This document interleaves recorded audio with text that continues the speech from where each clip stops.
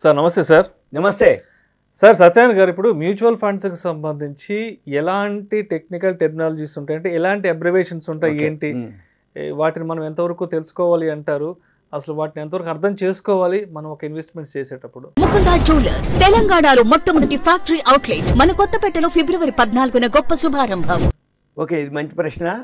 ఇది అందరూ తెలుసుకోవాల్సిన విషయం. ఎందుకు అంటున్నంటే ప్రతి ఫీల్డ్లో ఒక టర్మినాలజీ ఉంటుంది. ప్రతి ఫీల్డ్, ఇప్పుడు సపోజ్ అడ్వకేట్స్ ఉంటారు, సెక్షన్లు మాట్లాడతారు. ఏ సెక్షన్ 420, 498, 138 ఇట్లా సెక్షన్లు మాట్లాడరు. అంటే నీ అడ్వకేట్లు ఏ కేసు తోటి నువ్వు డీల్ చేస్తున్నావు అంటే నేను ఈ సెక్షన్ అని చెప్తే ఓహో ఈయన దీని మీద అనేది ఉంటుంది. అయితే ఎవరైతే అతనితో పాటు ఉంటారో అంటే మామూలుగా క్లయింట్స్ అంటే వాళ్ళకి ఏముంటుంది అంటే వాళ్ళకున్న సెక్షన్ వాళ్ళు ఏదైతే ఫైల్ చేసారో ఆ సెక్షన్ వరకు తెలుసు, కానీ మిగిలిన అంత ఐడియా ఉండదు. అంటే ఇది అడ్వకేట్స్కి టర్మినాలజీ ఏవైతే సెక్షన్లు ఉంటాయో డాక్టర్స్కి మళ్ళీ వేరే టర్మినాలజీ ఉంటుంది. ఇప్పుడు డాక్టర్ ఉంటుంది, మనం హాస్పిటల్ అడ్మిట్ కాగానే నర్స్ అనుకోండి, డాక్టర్ అనుకోండి, వాళ్ళు కంపౌండర్ అనుకోండి, ఎవరైతే వాళ్ళు మాట్లాడుకుంటారు. మాట్లాడినాక మనం పక్క నుండి వింటుంటాం, చూస్తుంటాం. చివరికి ఏమన్నా అడిగినాం అనుకో, నేను తర్వాత చెప్తలే కానీ ముందు మాట్లాడి నేను డాక్టర్ గారితో మాట్లాడతా అంటాడు. అన్న తర్వాత మళ్ళీ కాదు ఇది నాకు చెప్పిపోయిండు ఇది ఇట్లా అంటాడు. అంటే ఆ టర్మినాలజీ మనకు తెలిస్తే డాక్టర్ గారు ఏం చెప్తుండో మనకు కూడా తెలిసిపోద్ది. అందుకని మనోళ్ళు ఎక్కువ శాతం హాస్పిటల్ పోగానే మనోడు ఎవడన్నా మెడికల్ ఫీల్డ్లో ఉండగానే వచ్చేస్తాడు. వచ్చేసి అరే ఇట్లా జరిగింది తాతయ్య కనగానే వాళ్ళు ఫాలో అప్ చేసుకుంటారు, దగ్గర ఉండి చేసి నేను మాట్లాడుతూ ఉంటాడు. మాట్లాడినప్పుడు మళ్ళీ ఆ మాట్లాడింది మనకి ఎక్స్ప్లెయిన్ చేస్తారు. అంటే ఆ టర్మినాలజీ ఏదైతే ఉందో వాళ్ళకి అర్థమవుతుంది, మనకు తెలిస్తే మనకు కూడా. అలానే ప్రతి ఫీల్డ్లో ఒక టర్మినాలజీ ఉంటుంది. ఇప్పుడు రియల్ ఎస్టేట్ కానీ, బట్టల కొట్లు కానీ, సపోజ్ మెడికల్ షాప్ కానీ ఒక టర్మినాలజీ ఉంటుంది. మెడికల్ షాప్లో కూడా మనం పోయి ఇట్లా ప్రిస్క్రిప్షన్ చేయగానే ఎక్కడుంది అనేది తక్కువ తీసేస్తాడు ఆ టర్మినాలజీలో. అంటే అలానే షేర్ మార్కెట్లో కూడా షేర్ మార్కెట్ టర్మినాలజీ ఉంటుంది. అయితే ఈ టర్మినాలజీ ఎవరైతే ఉన్నారో ఇన్వెస్ట్ చేసే ముందు మ్యూచువల్ ఫండ్స్ ఉంటాయి అనుకోండి. ఇప్పుడు మ్యూచువల్ ఫండ్స్ గురించి అనుకుంటున్నప్పుడు మ్యూచువల్ ఫండ్స్లో కూడా ఏమేమి ఉంటాయి వర్డ్స్, ఆ షార్ట్ కట్ నేమ్స్ ఏముంటాయి, దాని మీనింగ్ ఏంది, దాని ఎక్స్ప్లెనేషన్ ఏంది, అది మనకి ఎంతవరకు ఉపయోగపడుతుంది. మ్యూచువల్ ఫండ్ లో ఇన్వెస్ట్ చేద్దాం అనుకున్నప్పుడు కనీసం మినిమం ఒక ఆ పదాలు అవగాహన ఉంటే రేపు ఎవరన్నా కానీ మనం మ్యూచువల్ ఫండ్స్ గురించి ఏదైనా అడిగినా, వాళ్ళు ఏదన్నా మనకి చెప్పినా, మనం తిరిగి సమాధానం ఇవ్వడానికి అడగాలన్నా, తిరిగి మనం చెప్పాలన్నా, తిరిగి మనం అర్థం చేసుకోవాలన్నా దానికంటూ కొన్ని ఉండాలి మనకి. ఆ టర్మినాలజీలో ఏయుఎం అని ఉంటుంది. ఏయుఎం అంటే అసెట్ అండర్ మేనేజ్మెంట్. సపోజ్ ఒక మ్యూచువల్ ఫండ్ ఏయుఎం 100 కోట్లు ఉంటుంది, 500, 1000, 1200, 15,000, 30,000 కోట్లు కూడా ఉంటుంది. ఆడ ఏయుఎం అని చూపిస్తుంది. ఆడ ఏయుఎం 30,000 కోట్లు ఉంది అంటే అసెట్ అండర్ మేనేజ్మెంట్ ఆ మ్యూచువల్ ఫండ్ అన్ని వేల కోట్ల రన్ చేస్తుందని అర్థం బిజినెస్. సపోజ్ ఏయుఎం 100 కోట్లే అండి అంటే ఆ మ్యూచువల్ ఫండ్ 100 కోట్లతోటే ఆర్థిక లావాదేవీలు నడుపుతుంది, అంతే తప్ప అంత ఫండ్ మెయింటైన్ చేస్తుంది, అంత అమౌంట్ ని ఆ ఫండ్ మేనేజ్ చేస్తుంది అని అర్థం. దాన్ని ఏయుఎం అంటాం. ఫస్ట్ అసెట్ అండర్ మేనేజ్మెంట్, అది ఎంత అసెట్ ఎంత మేనేజ్ చేస్తుంది ఫండ్స్ని అది. ఇక తర్వాత యాంఫీ, దీని మ్యూచువల్ ఫండ్స్కి ఒక ఆర్గనైజేషన్ ఉంటుంది, association of mutual fund in India.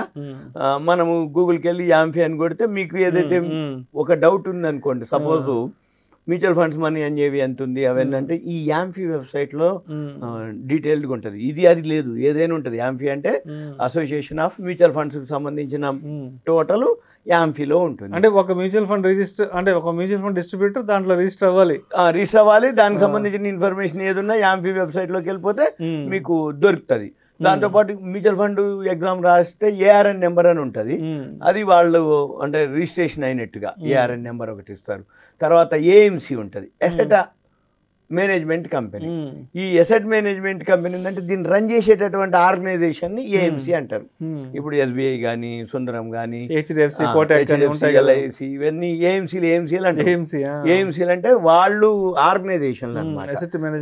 Asset management company, దానికి సంబంధించిన ఫండ్ అదంతా మేనేజ్మెంట్ వీళ్ళ మేనేజ్మెంట్ వీళ్ళ ఆధ్వర్యంలో ఉంటాయి అని అర్థం. ఇక తర్వాత సిఏజిఆర్ ఉంటుంది. సిఏజిఆర్ అంటే కాంపౌండెడ్ యాన్యువల్ గ్రోత్ రేటు. ఇప్పుడు మన మామూలుగా ఊళ్ళల్లో వడ్డీలు అంటారు, వడ్డీ ధర్మ వడ్డీ, బార్ వడ్డీ, చక్ర వడ్డీలు అంటారు. అంటే వడ్డీ ఏదైతే ఉందో ఎంత పర్సెంటేజ్ అంటే ఒక ఇన్వెస్ట్మెంట్ మీద ఎంత లాభాలు వస్తున్నాయి సిఏజిఆర్ అంటారు, కాంపౌండెడ్ యాన్యువల్ 18%, 24%, 36%, ఇట్లా అది కూడా మనకి ఐడియా ఉండాలి. ఏ మ్యూచువల్ ఫండ్ లో ఇప్పుడు కొన్ని మ్యూచువల్ ఫండ్స్ ఉన్నాయి 69% కూడా ఇచ్చింది లోనే ఆ మ్యూచువల్ ఫండ్. అంటే ఏంది, అది ఎన్ని ఏళ్ల నుంచి. సరే ఈ సంవత్సరం పబ్లిక్ సెక్టార్ యూనిట్ లో అప్లై చేసిన వాళ్ళకి 1 టైం కూడా ఇచ్చినాయి. మరి అంతకు ముందు ఏమి ఇచ్చింది? సిఏజిఆర్ అంటే ఏంది, ఈ ఇయర్ ఎంత వచ్చింది, last year, before last year ముందు ఎట్లా వస్తుంది, దాన్ని మనం కాంపౌండెడ్ యాన్యువల్ గ్రోత్ రేట్ అంటాం. అది చాలా కొంచెం ఇంపార్టెంట్. ఎందుకంటే ఈ సంవత్సరం వచ్చిందే కాదు, లాస్ట్ 5 years నుంచి, లాస్ట్ 3 years నుంచి, లాస్ట్ 10 years నుంచి మ్యూచువల్ ఫండ్ సిఏజిఆర్ ఎంత ఇచ్చింది, ఫాస్ట్ రిటర్న్స్. గ్రోత్ గ్రాడ్యువల్ గా ఉన్నది ఓకే, అంతే తప్ప ఒకేడు ఎక్కువ ఇచ్చి ఒకేడు తక్కువ ఇచ్చింది కొంచెం అట్లా మనం నమ్మకూడదు. అంటే ఏదో ఒక టైంలో వచ్చి రాకుండా ఉండవు. ఇక తర్వాత ఎన్ఏవి అంటారు మ్యూచువల్ ఫండ్స్ లో, main word NAV, net asset value. ఈ నెట్ అసెట్ వాల్యూ అంటే ఏంటంటే మన షేర్ మార్కెట్లోనూ ఈక్విటీ అంటాము, మామూలుగా షేర్స్ అంటాం. అదే మ్యూచువల్ ఫండ్స్లో ఎన్ఏవి అంటారు. అంటే సపోజు మీ ఎన్ఏవి దేనికంటారంటే, షేర్ మార్కెట్లో మనం ఒక షేర్ కొన్నాం, ఆ షేర్ ప్రైస్ మూమెంట్ అవన్నీ మనకు తెలుస్తాయి, అంటే పెరగటమా తగ్గటమా మనకు తెలుస్తాయి. కానీ మ్యూచువల్ ఫండ్లో మనం ఒక 5,000 10,000 వేస్తే మ్యూచువల్ ఫండ్ టోటల్ అమౌంట్లో మంది యాడ్ అవుతుంది, పూల్ అకౌంట్ అంటారు దాన్ని. ఆ అమౌంట్ దాంట్లో మంది యాడ్ అవుతుంది. యాడ్ అయిన తర్వాత అప్పుడు ఏం చేస్తారు, నీ 5,000 ఇచ్చినో 10,000 ఇచ్చినో నీకు ఈ షేర్లు కొన్నావు ఆ షేర్లు కొన్నావు అని తెలియదు. ఆ టోటల్ అకౌంట్లో టోటల్ అమౌంట్లో వాళ్ళు ఏదో కొంటూ ఉంటారు, అమ్ముతూ ఉంటారు, వాళ్ళ దగ్గర ఉన్నటువంటి హోల్డింగ్లో నిన్ను కలుపుకున్నారు. ఒక 5,000 10,000 ఇస్తే అయితే అక్కడ యూనిట్లుగా విభజిస్తారనమాట. ఆ యూనిట్లనే ఆ యూనిట్ విలువ, సపోజ్ ఇప్పుడు మీరు ఇవాళ కొత్త అనుకోండి, మామూలుగా 10 రూపాయలతోటి ఇస్తారు. ఈ 10 రూపాయలతో ఇచ్చింది 12 ఉందా, 13 ఉందా, 12 పావలా ఉందా, వాల్యూ నెట్ అసెట్ వాల్యూ అంటారు. అంటే మనం ఇచ్చిన ఏదైతే ఉందో అది ఎంత విలువ ఉంది అని చెప్పేది ఎన్ఏవి. ఇది చాలా ఇంపార్టెంట్ మ్యూచువల్ ఫండ్స్లో. ఫస్ట్ వర్డ్ ఇదే, ఎన్ఏవి, నెట్ అసెట్ వాల్యూ.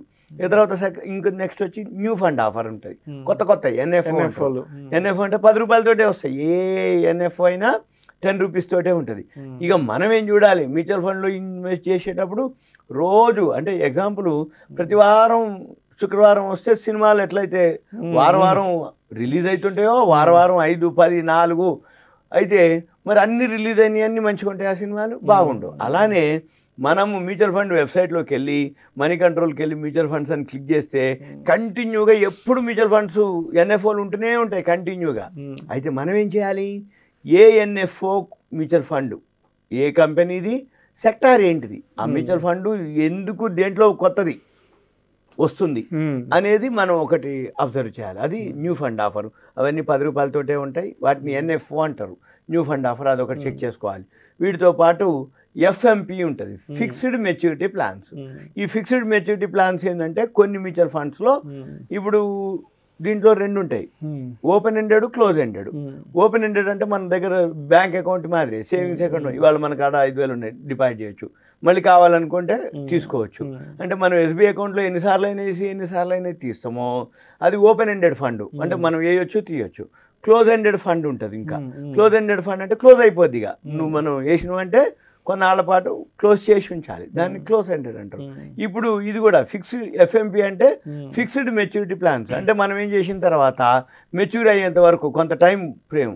ఇప్పుడు మనం బ్యాంక్లో ఫిక్స్డ్ డిపాజిట్ చేసినట్టే, ఫిక్స్డ్ డిపాజిట్ చేసినప్పుడు ఏమవుతుంది, 3 నెలలు 6 నెలలు 1 year 2 years టర్మ్ పెడతాం. అలానే మ్యూచువల్ ఫండ్స్లో కూడా కొన్ని స్కీమ్స్ ఉంటాయి, ఫిక్స్డ్ మెచ్యూరిటీ ప్లాన్స్. అంటే మనం కొంత అమౌంట్ పెట్టి కొంత డేట్ పెట్టేసి చేస్తే అప్పటి వరకు ఏవైతే రిటర్న్స్ ఉన్నాయో అవి వస్తాయి అన్నట్టు, దాన్ని ఎఫ్ఎంపి అంటాం, fixed maturity. Next IRR, internal rate of return. ఎంత రిటర్న్స్ వస్తున్నాయి అది మనం చెక్ చేసుకోవాలి. ఐఆర్ఆర్ అంటే ఏంది, 5%, 10%, 12%. అయితే స్విచ్ ఓవర్లు కూడా కావచ్చు. ఇప్పుడు సపోజ్ మనము ఎప్పుడైనా కానీ ఎవరైనా కానీ ఏ మ్యూచువల్ ఫండ్లో కానీ ఎట్ ఏ టైము అన్ని మ్యూచువల్ ఫండ్స్లో అంటే ఒకటేసారి పెద్ద మొత్తం పెట్టకూడదు. మనం ఏం చేయాలి, స్ప్లిట్ చేయాలి. అంటే 3-4 మ్యూచువల్ ఫండ్స్, అంటే సెక్టార్ వైజ్ అనుకోండి, మ్యూచువల్ ఫండ్స్లో మంచియో లేకపోతే టాటా, బిర్లా, ఎస్బీఐ, సుందరం, ఇట్లా సెక్టార్ వైజు, ఆర్గనైజేషన్స్ వైజు మనం ఏం చేయాలి, స్ప్లిట్ చేయాలి. చేసినప్పుడు మనకి ఏమవుతుందంటే ఇంటర్నల్ రేట్ ఆఫ్ రిటర్న్, అంటే సపోజ్ ఒక మ్యూచువల్ ఫండ్లో ఎంత రిటర్న్స్ వస్తున్నాయి, ఇంకో మ్యూచువల్ ఫండ్స్లో ఎంత రిటర్న్స్ వస్తున్నాయి, మనం అవన్నీ రికన్సిలేషన్ చేయాలి, కంపారిజన్ చేయాలి. ఎప్పుడైతే కంపారిజన్ చేసినప్పుడు మీకు ఏదైనా డౌట్ వచ్చింది అనుకోండి, దీని నుంచి మనము సిక్యూర్ అయిపోవాలి. ఇది IRR, internal rate of returns. తర్వాత ఈఎల్ఎస్ఎస్. ఈఎల్ఎస్ఎస్ అంటే ఈక్విటీ లింక్డ్ సేవింగ్ స్కీమ్, దీన్ని యూలిప్లు అంటారు, యూనిట్ లింక్డ్ ఇన్సూరెన్స్ ప్లాన్స్ అంటారు. ఇవి 10 years 15 years టర్మ్ ఉంటాయి ఈఎల్ఎస్ఎస్లు అన్నీ కూడా. అంటే ఎప్పుడైనా కానీ ఎవరు చెప్పినా ఈఎల్ఎస్ఎస్లే చెప్తారు ఎక్కువ శాతం అప్పట్లో. ఏమనంటే మీరు ఎందులో చేసినా ఏం చేసినా పైసలు రావాలి అంటే మినిమం ఒక 10 to 15 years ఇన్వెస్ట్ చేయాలి, అప్పుడే మీకు రిటర్న్స్ కనపడతాయి అని చెప్తారు షేర్ మార్కెట్లో. అలానే ఈఎల్ఎస్ఎస్ కూడా అలాంటిదే, ఈక్విటీ లింక్డ్ సేవింగ్ స్కీమ్స్. తర్వాత ఇంకా నెక్స్ట్ ఎస్ఐపి అని ఉంటుంది. ఇది చాలా ఇంపార్టెంట్. ఎస్ఐపి అంటే సిస్టమేటిక్ ఇన్వెస్ట్మెంట్ ప్లాన్. సిస్టమేటిక్ నెలకు 1000 ఒక పద్ధతి ప్రకారంగా నెలకు 5 డేట్లు ఉంటాయి. 1వ తారీఖు, 7వ తారీఖు, 14వ తారీఖు, 21వ తారీఖు, 28వ తారీఖు. మనకి ఇష్టం వచ్చిన డేట్లో ఇష్టం వచ్చిన అమౌంట్, ఇష్టం వచ్చిన టర్మ్, ఇష్టం వచ్చిన పీరియడ్. మనం 10 years 5 years పెట్టుకోవచ్చు, కంటిన్యూ చేయొచ్చు, లేదు 5 years పెట్టుకొని ముందుగా అయినా క్లోజ్ చేయొచ్చు. ఎస్ఐపి ఇది చాలా చాలా అందరు వాడేది పదం ఇదే, ఎక్కువ వాడేది ఇదే. మ్యూచువల్ ఫండ్లో కానీ షేర్లలో కూడా ఎస్ఐపి సిస్టమేటిక్గా కొనుక్కోవాలి. ఇక తర్వాత ఎస్టీపీ ఉంటుంది, సిస్టమేటిక్ ట్రాన్స్ఫర్ ప్లాన్.